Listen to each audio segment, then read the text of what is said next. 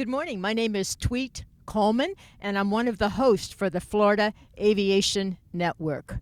We're live and in the clear this morning, and we're here for the Senior National Soaring Competition. And this is the 34th year they've had this competition, so it's pretty exciting.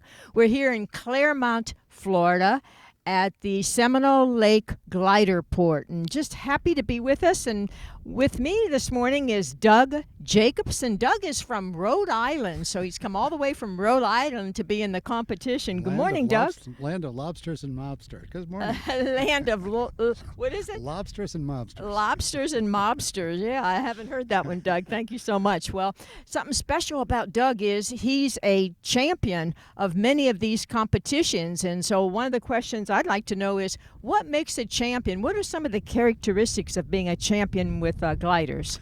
Well, like most things, you have to practice a lot. It's like going to Carnegie Hall, I suppose. So a lot of time in gliders and a lot of experience with cross-country flying particularly.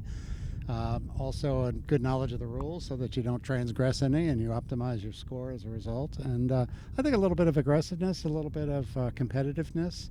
Not aggressive in a destructive way because it's unsafe to fly too aggressively, but aggressively in the sense of wanting to win and staying on it. Yeah, they say hungry, huh? Yeah, hungry to win. A little bit. You know, you mentioned that you have to practice a lot. So give us an idea on a yearly basis. How much? Well, it's not a professional sport, so most people in the sport have something else to do. I happen to be retired right now, but for most of my career, I've been a working guy, and so I had to squeeze practice in on the weekends, but that means you've got to spend a lot of time on your weekends practicing, meaning getting out and flying.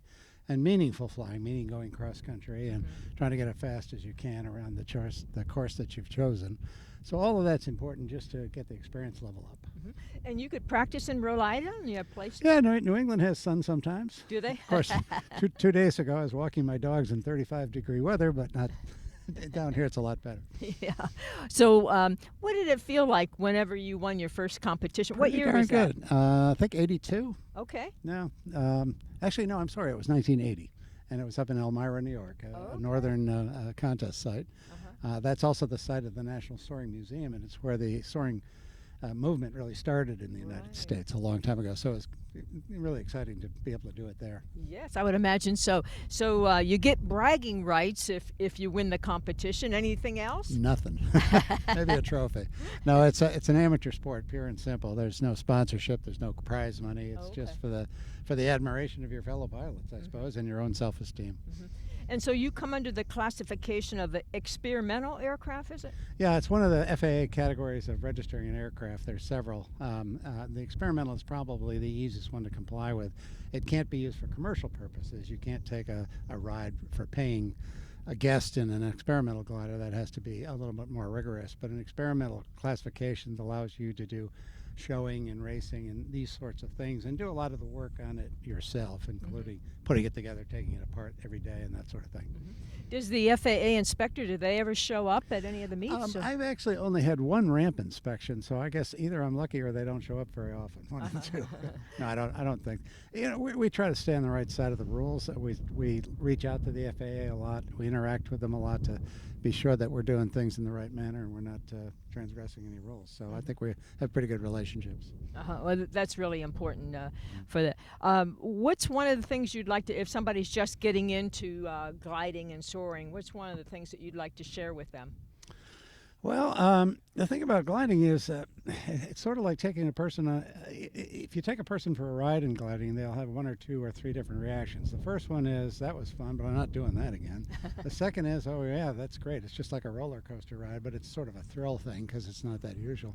But the third group, which is the smallest group, unfortunately, are people that love aviation.